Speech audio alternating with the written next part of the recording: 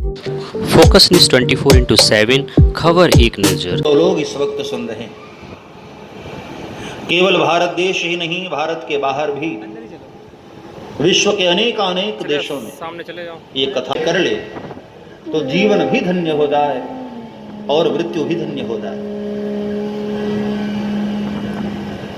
जीवन आरंभ है, मृत्यु विराम है। या तो जीवन को धन्य कर लो या तो मृत्यु को धन्य कर लो। देखो, कई लोगों को जीना नहीं आता, कई लोगों को मरना भी नहीं आता। अरे भाई, मरो तो ऐसे मरो राजा परीक्षित की तरह कि बार बार फिर मरना भी तो न पड़े। कई लोग पूरी जिंदगी में कई बार मरते रहते हैं, कई लोग तो रोज रोज मर रहे हैं। मरना है तो राजा परीक्षित की तरह, फिर बार बार मरना न पड़े। पुनर्जन्म न विद्यते, बार बार फिर जन्म लेने की नौबत ना होए। जियो भी तो ऐसे कि फिर बार बार जीना भी न पड़े। स्वामी विवेकानंद, रामकृष्ण परमहंस, आचार्य शंकर, महाप्रभु वल्लभाचार्य, सूरदास जी, तुलसीदास जी, हमारे कबीर साहब, गुरु नानक देव, इन महापुरुषों ने ऐसे जीवन जिया कि फिर बार बार नहीं जीना पड़ा। राजा परीक्षित जैसे महापुरुष ऐसे मरे कि फिर उनको बार बार मरना भी न पड़ा। रामचरितमानस मतलब रामायण हमें जीना सिखाती है और श्रीमद् भागवत हमें मरना सिखाती है। आज के लोग जीवन जीने की चेष्टा तो करते हैं, लेकिन मृत्यु की कोई तैयारी नहीं है। तथा उस यात्रा पर भी हमारा आनंद रहे, उस यात्रा को भी धन्य करो। जीवन दर्शन करना है तो भगवान राम ने अपने चरित्र से जीवन दर्शन कराया, और मृत्यु को धन्य करना है तो श्रीमद् भागवत ने हमें मार्गदर्शन दिया।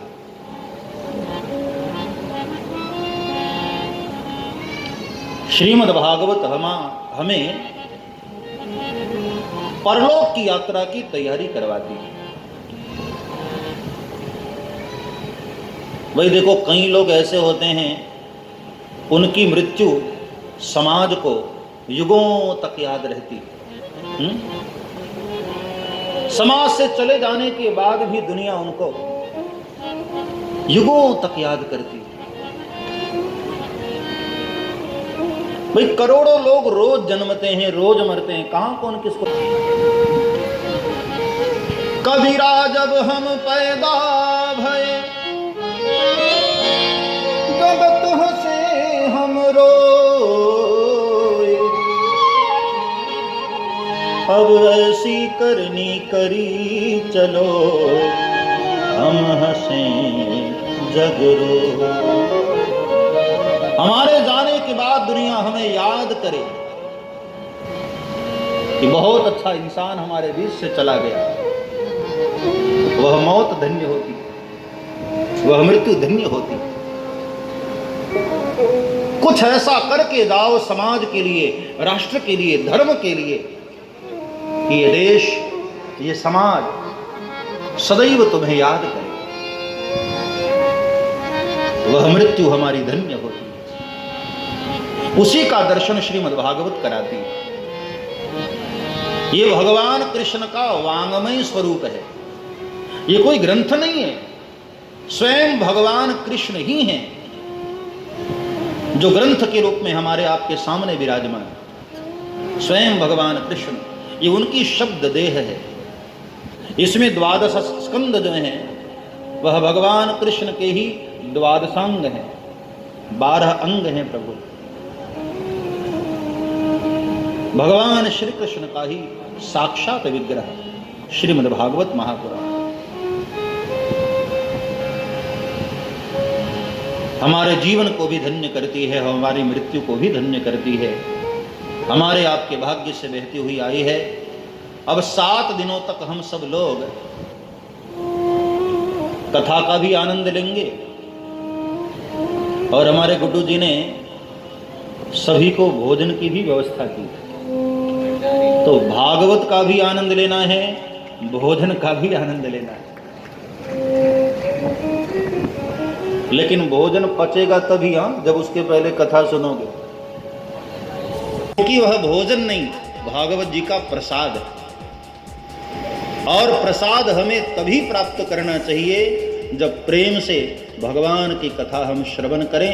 बाद में हम प्रसाद पाओगे, तुम्हारी सारी बीमारी, सारे रोग निकलते जाएंगे, तुम्हारा भाग्य अच्छा होता जाएगा। अरे भाई, भागवत जी का प्रसाद कहाँ किसी को मिलता है? हाँ, हर किसी को नसीब नहीं होता। तो आज से 7 दिनों तक हम सब लोग, और जो आस्था चैनल पर सुनने वाले हैं आसपास के भक्त, वो भी यदि कथा का प्रसाद लेना चाहते हैं तो 3 बजे ही यहाँ आ जाए। जो लोग इस वक्त टीवी पर आसपास से सुन रहे, ग्वालियर, भिंड, मुरैना, इधर इटावा क्षेत्र आसपास से, जहां से भी, सभी के लिए हमारे गुड्डू जी ने अपने उदार भाव से, श्रद्धा पूर्वक भोजन की भी व्यवस्था की है और भजन की भी व्यवस्था की है। पांडाल में बैठे हुए आप सब भजन का आनंद ले रहे हैं और शाम को कथा के बाद भोजन प्रसाद का भी आनंद लेंगे। ये 7 दिनों के लिए मेरे भाई बहन ज्ञान यज्ञ हो रहा है। जैसे बदल भाई, लोग कहाँ बदले? लोग तो वही नाक, वही कान, वही आंखें, वही 2 पैर, वही 2 हाथ। लोग नहीं बदले, लोगों के विचार बदले। लोगों में कमी नहीं आई, लोगों के विचारों में कमी आई, लोगों की सोच में कमी आई।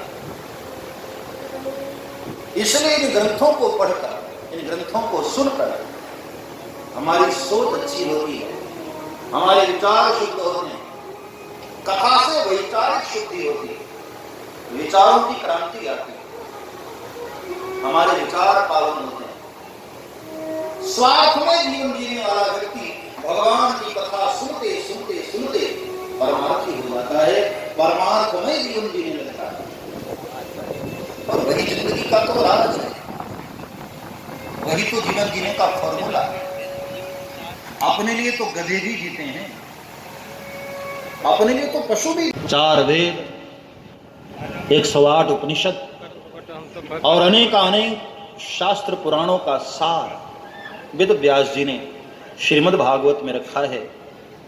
केवल भागवत जी का आश्रय कर लिया जाए तो उसको अन्य ग्रंथों पढ़ने की भी आवश्यकता नहीं। भागवत जी में सब है। विद्यावताम भागवते परीक्षा, बड़े बड़े विद्वानों की परीक्षा श्रीमद् भागवत से ली जाती है। न्याय हो, वैशेषिक हो, मीमांसा हो, वेद हो, उपनिषद हो, इन ग्रंथों में विद्वान लोग निकल जाते हैं।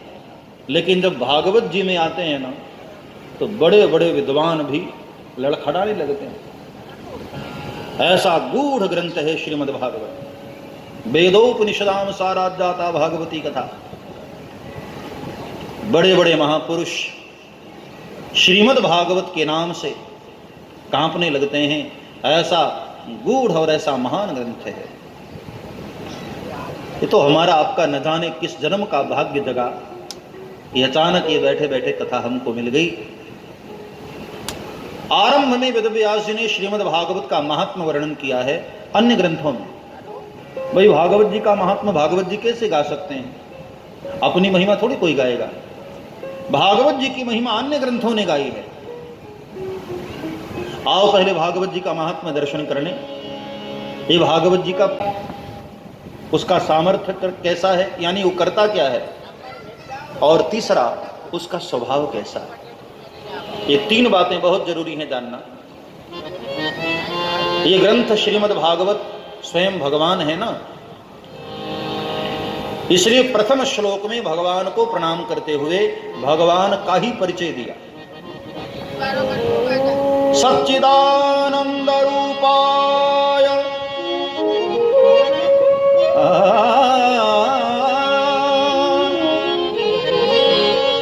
सच्चिदानंद रूपाय विश्वोत्पत्त्यादि हेतवे विश्वोत्पत्त्यादि हेतवे तापत्रय विनाशाय श्री कृष्णाय वयं नमः। ध्यान से सुनो। सच्चिदानंद रूपाय भगवान कृष्ण को प्रणाम किया और परिचय दिया। कैसे हैं भगवान श्री कृष्ण? सच्चिदानंद रूपाय भगवान सत्य हैं,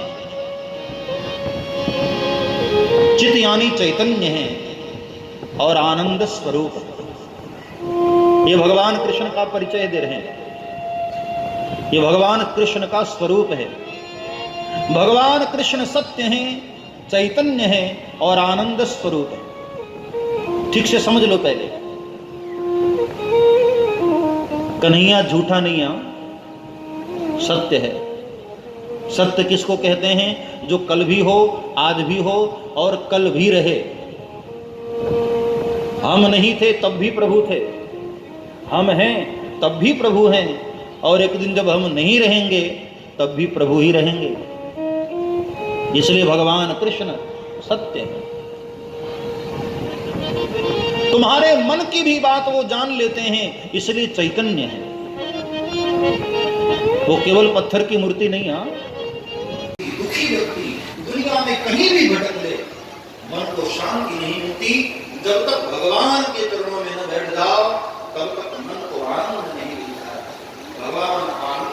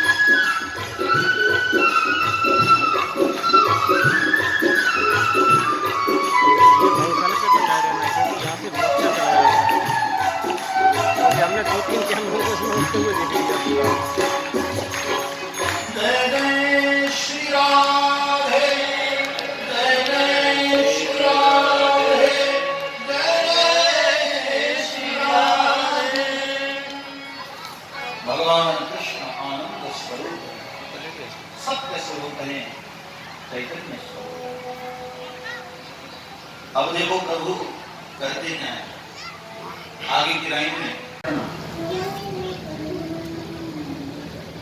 84 लाख योनियां हैं जो चैतन्य रूप में रहती है, और फिर पर्वत है, वृक्ष है, आकाश है, वायु है, अग्नि है, तेज है, ये सारे जगत का निर्माण और फिर सभी का पालन करना। हमें घर का पालन नहीं कर पाते ठीक से, और भगवान पूरे ब्रह्मांड का पालन कर रहे हैं। चींटी से लेकर के ब्रह्मा जी तक का भी भगवान ख्याल रखते हैं। हर किसी की चिंता परमात्मा को रहती है। हर जीव का परमात्मा पालन कर रहे हैं। कितना बड़ा सामर्थ्य है। कब किसको क्या चीज की जरूरत है, परमात्मा हर किसी की कामनाओं की पूर्ति, उसकी आवश्यकताओं की पूर्ति कर रहा होता है। ये कितना बड़ा सामर्थ्य है। पता है, अजगर करे न चाकरी, पंछी करे न काम। एक जगह पड़ा रहता है अजगर, उसके भी भोजन की चिंता परमात्मा को रहती है। जो महात्मा लोग गुफाओं में बैठे हुए भजन करते रहते हैं, उनके भी भोजन की चिंता प्रभु को रहती है। दास मलूका कह गए सबके दाता, सबको भोजन देता है, सबकी फिक्र करता है। कितनी बड़ी रिस्पॉन्सिबिलिटी है उसकी, कितनी बड़ी जिम्मेदारी है। लेकिन इतना बड़ा कार्य करते हुए भी स्वभाव को देखो जरा। तापत्रय विनाशाय श्री कृष्णाय वयम्। एक बार उनकी शरण में कोई आ जाए, तीनों तापों को परमात्मा भर देते हैं। क्या विनम्रता है प्रभु, क्या सरलता है। जिसके ऊपर इतनी थोड़ी सी टेंशन आ जाती है, आप उसको देखना बड़ा चिड़चिड़ा हो जाता है, बात बात में गुस्सा करता है, बात बात में क्रोधित हो जाता है। थोड़ी सी टेंशन आई नहीं, एकदम चिल्लाने लगता है। लेकिन प्रभु को देखो, दुनिया की कितनी बड़ी रिस्पॉन्सिबिलिटी है। ठीक समय पर सूर्य उदित हो जाने चाहिए, ठीक समय पर चंद्रमा उदित हो जाने चाहिए, और हवा ऐसी है एक सेकंड भी बंद नहीं हो सकती।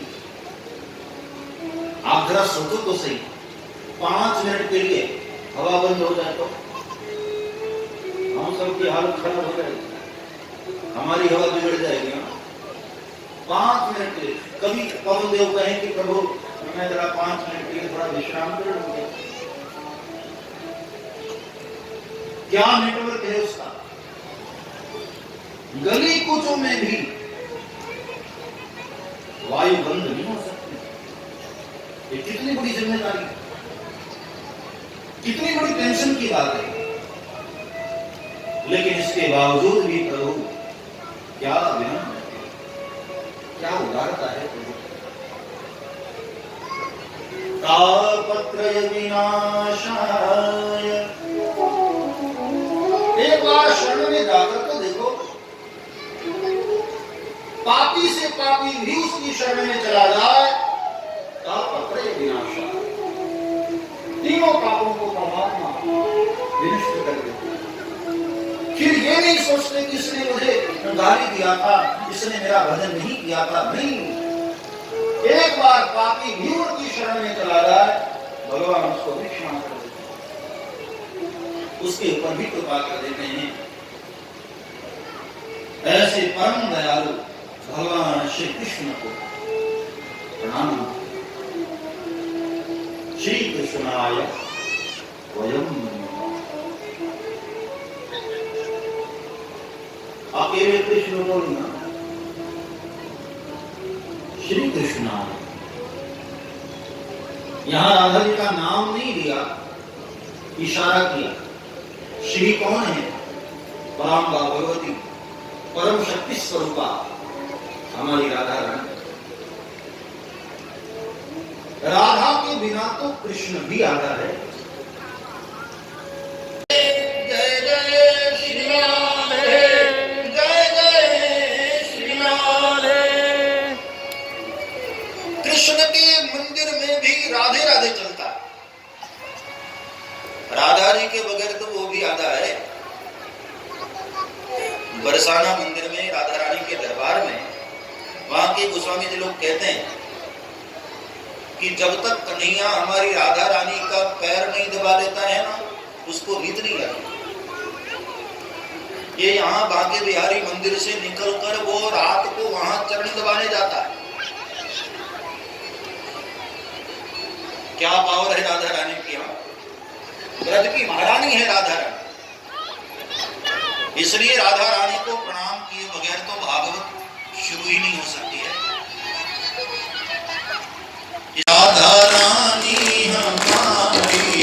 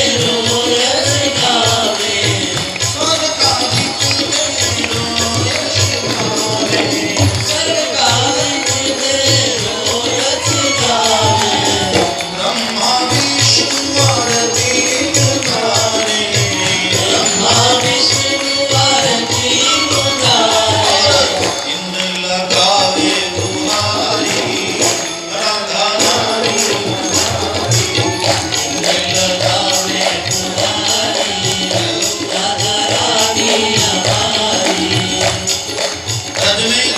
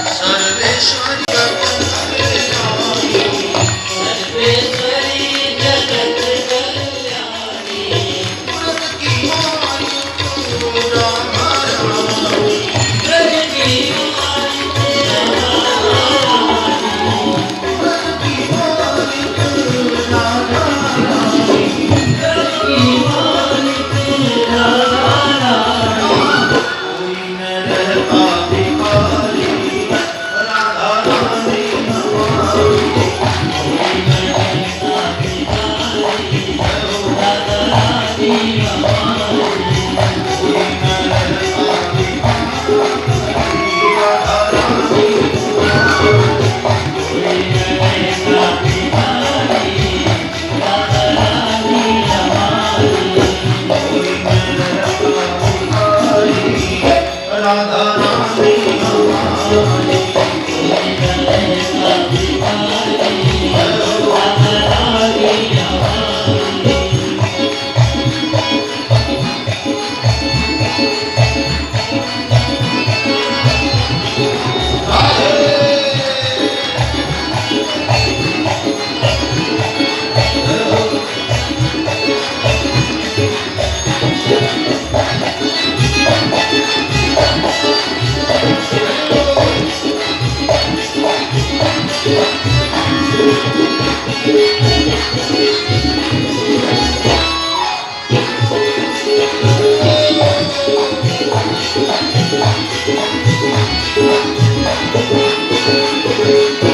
एक बार तो बोले राधा, एक बार तो बोले राधा, एक बार तो बोले राधा, राधा राधा श्री राधा श्री राधा, राधा राधा श्री राधा श्री राधा, राधा राधा श्री राधा श्री राधा, राधा राधा श्री राधा श्री राधा।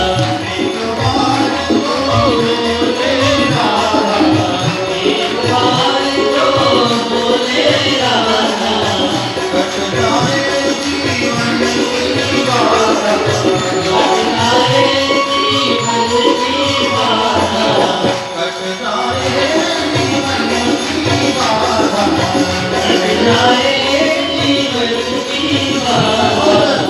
पकड़ो माला की, राधा रानी हमारी, पकड़ो माला की, राधा रानी हमारी,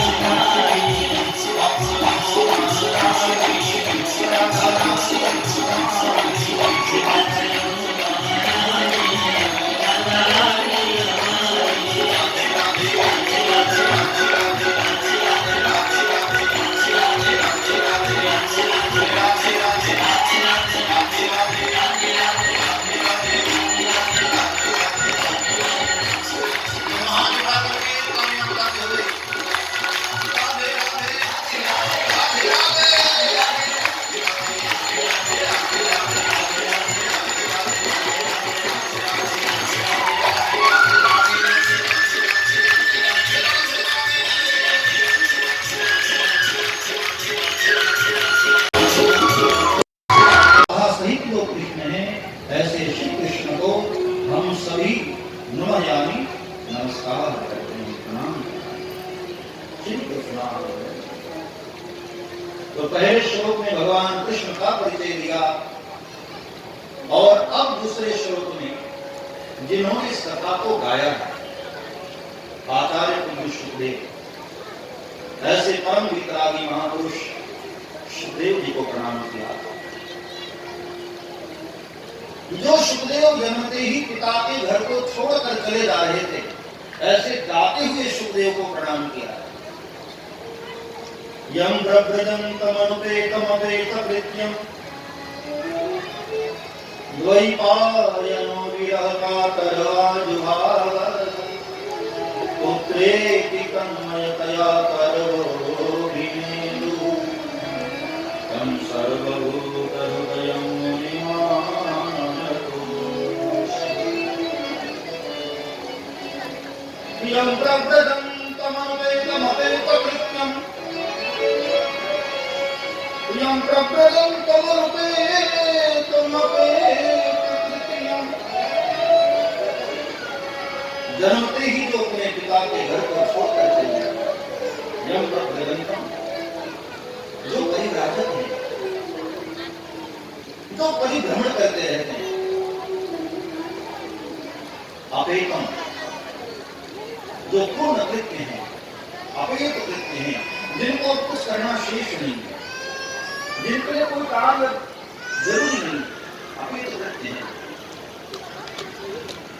जिनका भी उपनयन संस्कार भी नहीं हुआ था, अनुपेतम, जन्मते ही जो पिता के घर को छोड़कर चल दिए,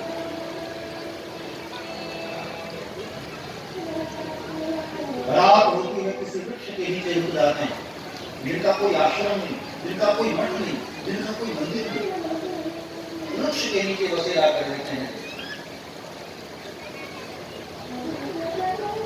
द्वैपायनो विरह का हाथ दुलारा। पता है जब सुखदेव जी जन्मते ही घर छोड़कर चल दिए ना, तो उनके पिताजी विरहातुर होकर उनके पीछे पीछे दौड़े जा रहे हैं। आकर वापस आ रही, जब जंगल में आवाज लगाते हैं, हे पुत्र, अपनी ही आवाज उनको रिटर्न सुनाई दे रही है, हे पुत्र।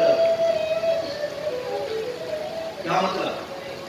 एक संत ने बहुत अच्छा लिख दिया, मानो वृक्ष कहना चाहते हैं अपने व्यास ऋषि को। सुखदेव जी को कुछ नहीं बोले, वृक्ष बोले कि व्यास जी क्या उत्तर दिया, यह आपका पुत्र नहीं, आपका फल है, और फल अपने लिए नहीं होता, दूसरों के लिए होता है। हमें देखो, हम अपना फल स्वयं खाते हैं क्या? दूसरों को देते हैं ना। हम और आप भी तो एक ही प्रजाति के हैं, संत विकट सरिता धरणी। ये लोग कोई भी कार्य अपने लिए नहीं करते। अब धरती अनाज उगाती है, अपने लिए उगाती है क्या? वृक्ष फल देते हैं, खुद खाते हैं क्या?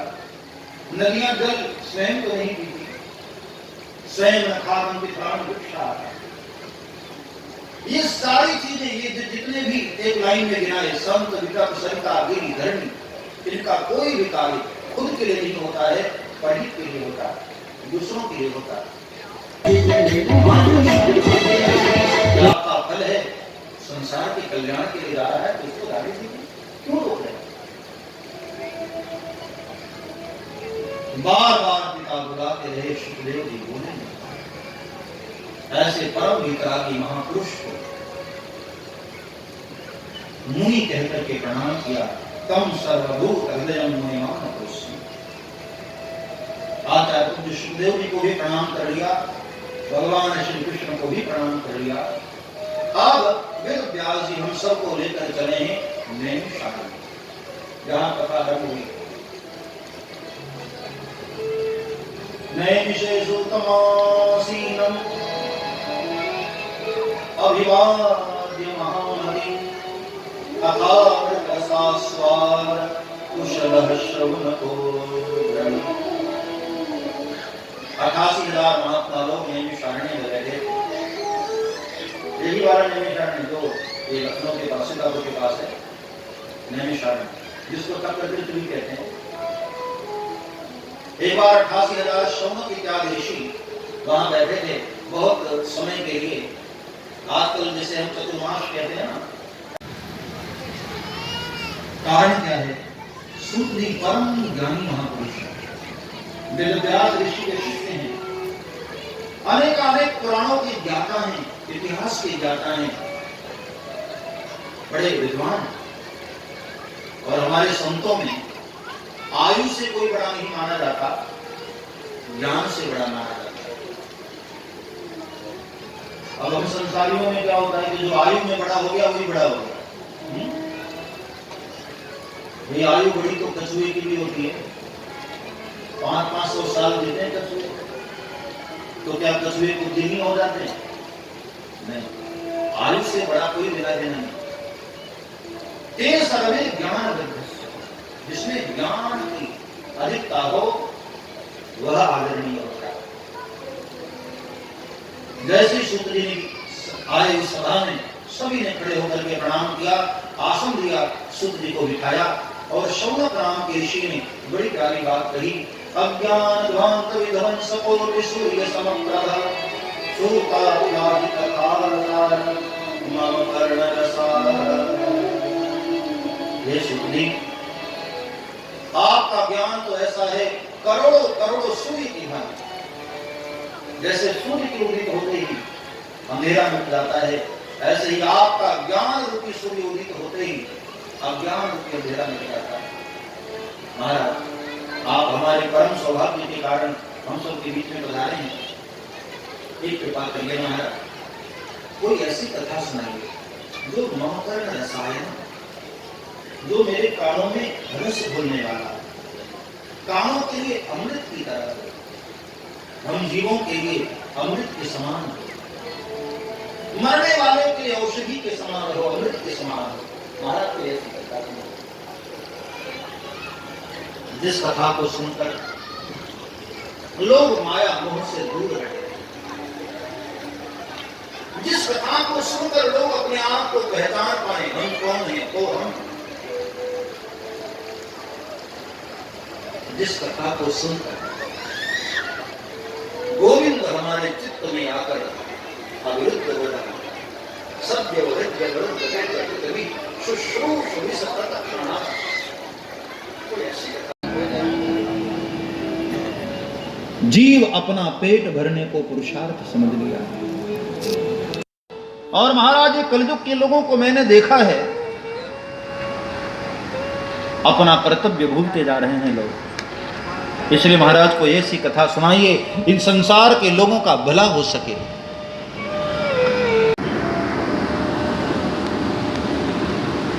इसलिए महाराज को ऐसी कथा सुनाइए कि संसार के लोग केवल कथा ही सुन करके भव सागर पार हो जाए। महाराज को ऐसी कृपा करके कथा सुनाइए।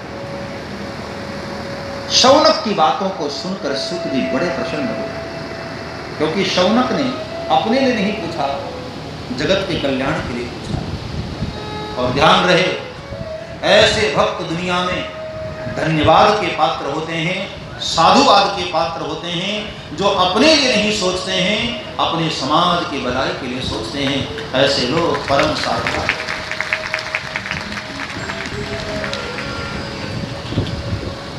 हमारे गुड्डू भैया ने अपने लिए थोड़ी सोचा, खुद के माता पिता को ही कथा सुनानी होती तो किसी भी कथा में आकर अपने माता पिता को सुना देते बिठा कर। लेकिन आप खुद सोचो, लाहौर के क्षेत्र के लोगों को कितना प्यार करते हैं, उनको लगा कि नहीं अपने गांव और अपने क्षेत्र के लोगों को सुनाना। परम साधुवाद की बात। इसका प्रमाण मिला। शौनक ऋषि की खूब प्रशंसा किया है सूत जी ने। शौनक, तुमने बहुत बड़ा प्रश्न उठाया, तुम्हारे प्रश्न में स्वार्थ नहीं है, परमार्थ है। और ध्यान रहे, दुनिया में सबसे बड़ा दाता वही होता है जो कथा का दान देता है। भाई अपने समाज में कंबल बांट देना, अनाज बांट देना, वो तो सभी करते हैं, हाँ।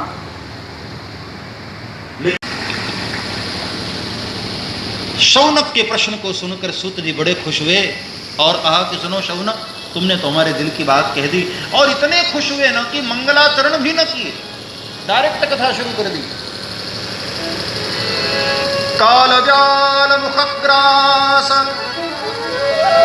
त्राश निर्णाश हेतवे